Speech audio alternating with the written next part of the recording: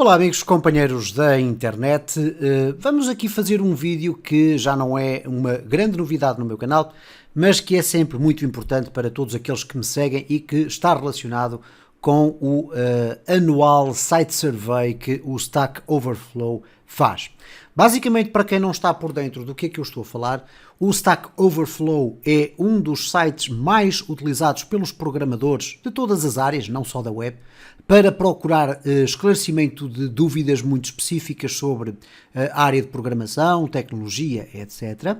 E aproveitando essa deixa, o Stack Overflow todos os anos faz um inquérito, isto é, faz um questionário, uma enquete, como lhe queiram chamar, à maior parte daquelas pessoas que o usam. Basicamente aqui é um questionário bastante extenso, que acaba depois por resultar então num apanhado geral sobre dados informativos muito importantes com as respostas que a comunidade que usa o Stack Overflow faz. E neste caso nós estamos a olhar aqui para o Site Survey ou o Developer Survey de 2023. Isto é, em maio de 2023, cerca de 90 mil programadores responderam ao questionário anual. Acerca de várias questões, o que é que estão a aprender, que tecnologias estão a utilizar, que tecnologias desejariam aprender, etc. E este é um conjunto de informações extraordinariamente importantes para várias questões que nós podemos colocar. Quais são as tendências? Não propriamente as tendências de mercado, mas quais são as tendências da comunidade de desenvolvimento, quais são aquelas frameworks, tecnologias, linguagens, etc., que estão a despontar, quais são as tecnologias infraestruturais de servidores, máquinas, etc., que se usam, quais são os sistemas operativos que se usam, os softwares que se usam.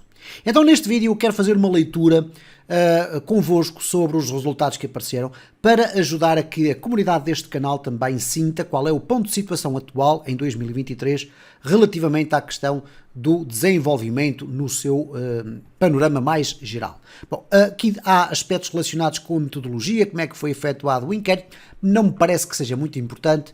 O que eu queria aqui mostrar de facto é, ok, vamos saltar aqui para alguns dados que são importantes. Vamos aqui, em primeiro lugar, ver o perfil de quem respondeu. E basicamente nós temos aqui algumas informações que são importantes relativamente aos estudos de quem fez as respostas. Temos aqui mais ou menos a quantidade de pessoas que responderam e todos os que responderam, só os profissionais, os que estão a aprender a escrever código e depois outras pessoas, outros interessados. Eu vou deixar ficar sempre no all, ok? Porque assim temos uma perspectiva geral. E reparem que, na esmagadora maioria, nós temos aqui pessoas com grau académico, ok? Não propriamente mestres que vêm logo a seguir, portanto um grau académico mais superior, mas universidade. O que é que isto significa na prática? Eu sou um exemplo de que, apesar de ser licenciado numa área que não diz respeito à programação, eu aprendi por minha iniciativa. Eu acredito, continuo a acreditar e cada vez mais acredito, até pela quantidade de recursos que estão à nossa disposição, que é possível qualquer pessoa, com dedicação, estudar a programação por si próprio e conseguir uma vaga de emprego na área da programação. Contudo, isso não invalida o facto que continua ainda a ser muito importante ter um grau académico para compreender melhor estas questões da programação, ter um background diferente e depois também no mercado de trabalho faz ainda bastante diferença. Bom, este é o aspecto que eu queria aqui realçar relativamente a esta questão da experiência profissional de cada um. Agora vamos às tecnologias, sem estarmos aqui a gastar muito tempo em coisas acessórias. Bom, inteligência artificial. Neste caso, esta secção foi destinada aos laboratórios, isto é, aos laboratórios do Stack Overflow. E basicamente o que nós vamos aqui verificar é que há aqui uma pergunta: AI Tools in Development Process, isto é, utilização de ferramentas de inteligência artificial nos processos de desenvolvimento. Já há aqui uma grande fatia que usa qualquer tipo de aplicações ou de ferramentas de inteligência artificial para ajudar nos processos diários de programação. E esta é uma realidade que nós vamos começar a ver a ser incremental, isto é, cada vez mais, ok? Aqui há os que dizem que não, mas em breve tencionam ir para essa área, isto é, utilizar a inteligência artificial para os ajudar nos processos, e aqui há ainda aqueles que estão muito reticentes sobre a utilização destas tecnologias. Um outro aspecto que eu achei interessante é aqui o AI Tool Sentiment, isto é, qual é o sentimento que os programadores nutrem pela existência de ferramentas de programação assistida por inteligência artificial, como é o caso do Copilot ou outros. E 77% são favoráveis ou muito favoráveis à utilização de ferramentas de inteligência artificial para nos ajudar a elaborar os nossos códigos, basicamente, para escrever código de programação. Ora, eu sou uma dessas pessoas com algumas reticências. Eu sou um utilizador do GitHub Copilot, sou subscritor do GitHub Copilot, portanto pago uma anuidade, neste caso, para utilizar essa ferramenta como plugin do meu VS Code, e aquilo que eu vos tenho a dizer é que, para mim, é uma ferramenta extraordinária. Ela aumenta o meu grau de produtividade em cerca de 30% a 40%. O que é que eu quero dizer com isto? Quando eu estou a escrever o meu código, o sistema é de tal forma inteligente que consegue sugerir-me o código que eu vou escrever a seguir de uma forma muito bem estruturada e, principalmente, seguindo as regras de código que eu habitualmente sigo. E o que é que isso permite? Permite que eu, apesar de saber escrever aquele código que ele me está a sugerir, eu consiga escrevê-lo de imediato, instantaneamente e sem erros. Sem erros de ortografia, neste caso sem me esquecer da letra S ou da letra A, ou me esquecer de um ponto e vírgula no final. E isso é extraordinário porque o número de erros que impede que aconteçam é muito, muito grande. Ainda sobre a inteligência artificial, há ainda algumas reticências sobre a sua eficiência, isto é, muitos programadores ainda acham que se calhar ainda não é confiável, mas como podes observar, há muita gente que cada vez mais acha confiável, até alguns que acham extraordinariamente confiável, o que eu também não aconselho, mas o somewhat trust significa de alguma forma substancial, nós devemos acreditar que de facto estas ferramentas nos conseguem ajudar no dia a dia. Muito rapidamente passamos aqui para uma área relacionada com a metodologia de trabalho, ou melhor, um modelo de trabalho. O tipo de empregabilidade e o tipo de trabalho que é desenvolvido por estas pessoas que responderam ao site survey. E neste caso, nós temos aqui algo muito interessante. A maior parte, ou uma boa parte deles, trabalha em formato híbrido, isto é, alguns dias no escritório, outros dias em casa. Uma boa parte também substancial trabalha em sistema completamente remoto. Já vou explicar porque é que eu acho que há aqui uma breve tendência relativamente a isto. E depois há uma boa parte que trabalham pessoalmente nas suas instalações. Ora, o que é que eu quero dizer aqui com... há aqui algumas observações a fazer ao remoto. É natural que quem está a trabalhar no seu ambiente em casa recorra mais vezes ao Stack Overflow para ver as suas dúvidas esclarecidas. Eu digo que é mais natural porquê? Porque estando sozinho a trabalhar em casa, não tem parceiros do lado a quem recorra frequentemente para colocar uma questão que rapidamente é respondida por pessoas que já tiveram uma experiência ou já passaram por aquela necessidade. E isto eu estou-vos a falar com conhecimento de causa, independentemente de estarmos a falar com pessoas com mais conhecimentos do que nós ou com menos conhecimentos do que nós, o que é que acontece? Há sempre circunstâncias em que nós pedimos ao colega do lado se ele já teve a necessidade de resolver aquele problema e acabamos por obter uma resposta, por vezes, muito mais rápida do que o Stack Overflow. Depois há um outro aspecto aqui muito importante que eu também quero já aproveitar para sublinhar antes de me esquecer. Eu estou convencido que o Stack Overflow vai cada vez menos ser utilizado em detrimento das ferramentas de inteligência artificial, como é o caso do ChatGPT ou de pesquisas que vão ser incluídas dentro dos browsers utilizando inteligência artificial. Isto porque vai permitir que possamos rapidamente colocar as nossas questões sem termos que ir diretamente ao Stack Overflow. Vamos então analisar as tecnologias mais populares, eventualmente aquela informação que vocês estão mais à procura. Ora, aqui está, sem margem para dúvidas, o JavaScript continua no topo das tecnologias mais utilizadas. Obviamente que atrelado ao JavaScript vem o HTML, o CSS e a toda a web. O Python por causa da inteligência artificial, o SQL o Structured Query Language por causa das bases de dados. E depois temos aqui, surpreendentemente, o TypeScript. O que eu diria que TypeScript e JavaScript poderiam estar aqui irmanados um com o outro e teríamos aqui então definitivamente a tendência do mercado atual, que é o JavaScript. Temos depois aqui muito Bash Shell para quem é DevOps e trabalha com a gestão de servidores. Ainda há muito Java e C Sharp no mercado. O PHP vai falecendo aos poucos, vai morrendo aos poucos, mas vai teimando em sobreviver a toda esta avalanche de JavaScript, etc. Então o PHP continua aí a funcionar e depois temos algumas linguagens em queda e outras em ascensão. Ok? Então há aqui algumas que, pelo facto de estarem com uma votação muito baixa, não significa que estejam a desaparecer, estão pelo contrário a entrar no nosso ambiente. É o caso do Rust, é o caso do Go, é o caso também do Kotlin. Depois temos outras, como é o caso do Ruby, que enfim é uma linguagem que já não vai muito mais acima do que isto. O Visual Basic.net obviamente numa descendência até desaparecer, e depois todas aqui um conjunto de linguagens que já não fazem parte do espectro daquilo que são as tecnologias mais utilizadas. Aqui nas bases de dados, curiosamente PostgreSQL ou PostgreSQL, depois MySQL continua a ser também rei senhor, o SQLite por via das aplicações mobile, MongoDB por ser a única alternativa a bases de dados não relacionais.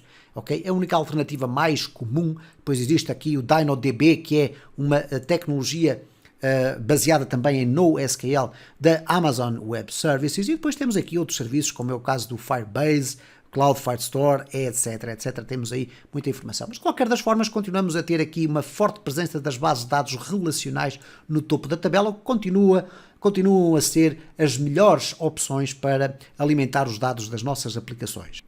Nos serviços da nuvem continua a Amazon Web Services a ser dona e senhora da maior fatia do mercado. É uma área muito complexa de aprender, de facto, porque são literalmente centenas de serviços acumulados dentro de um só sistema. Há inclusive a certificação específica para gestores de Amazon Web Services, não para utilizadores, para gestores apenas. Depois surge aqui o serviço da Microsoft e o da Google, mais ou menos em paralelo. Okay? Mas praticamente com metade daquilo que é o total da Amazon Web Services. Depois temos aqui alguns serviços que estão decrescentes, outros que estão a surgir, mas de qualquer das formas aqui principalmente a Vercel, que está muito relacionada com questões do React, vai subindo aqui, vai ganhando alguma notoriedade, mas incomparavelmente aqui a AWS, o Amazon Web Services, continua lá no topo. Outra informação absolutamente importante para nós percebermos quais são as tendências de mercado, que são as web frameworks e tecnologias mais utilizadas. Aqui, curiosamente, o Node.js continua lá na frente. O Node.js é uma tecnologia muito usada por causa da stack do JavaScript. Ele permite executar JavaScript do lado do servidor, daí que seja uma opção maioritariamente utilizada para a construção de APIs, ok? E o React está aqui num lugar muito cimeiro. O jQuery aparece porque é ainda utilizado por muitas bibliotecas inseridas nos processos. O Express.js está associado ao Node.js, ok? Depois aparece aqui estranhamente o Angular, ok? Não esperaria que o Angular aparecesse aqui. E depois temos aqui o Next.js, que está relacionado também com o React. Então o React é dono e senhor, Node.js também. Em conjunto fazem uma stack perfeita de full stack, basicamente para a web, com o JavaScript como rei e senhor. Depois temos aqui outras tecnologias por aí abaixo. O Vue.js ainda não conseguiu, calculo que não venha a conseguir conquistar o mercado que eventualmente merece. O WordPress continua a ser aquela doença fatal da web, com muitos buracos, mas ainda com uma presença interessante. Temos aqui o Laravel, muito mal situado, apesar de que continua a ser uma extraordinária solução para criar aplicações web robustas, seguras, etc., fiáveis, escaláveis. Tudo isso continua a ser interessante. Aqui temos o AngularJS, cá em baixo. É que não é exatamente a mesma coisa. Angular e AngularJS são tecnologias diferentes, ok? Baseadas na mesma filosofia, mas tecnologias diferentes. E depois temos cá ao fundo o nosso CodeIgniter, ainda com uma fatia muito pequenina do mercado. Na área das outras frameworks ou bibliotecas paralelas, temos aqui a .NET, ok? É obviamente a ferramenta da Microsoft que dá suporte ao ASP.NET principalmente. Depois temos aqui o NumPy, a biblioteca mais utilizada por parte do Python. Temos ainda o Pandas, o Net Framework, ainda versões mais antigas, Spring Framework do Java. Depois temos o RabbitMQ das mensagerias, neste caso de filas, gestão de filas, uma aplicação extraordinariamente interessante para a gestão de informação de uma forma sequencial, enfileirada, com queues, etc. Muito interessante. TensorFlow para as questões da inteligência artificial, penso eu que será isso. Depois temos aqui o Flutter, uma ferramenta muito interessante para a construção de aplicações multiplataforma, principalmente há muitas empresas a utilizarem o Flutter para desenvolver para mobile. Depois temos o React Native, temos por aí fora muitas opções também, mas temos aqui o NumPy, o Pandas, etc. lá no topo.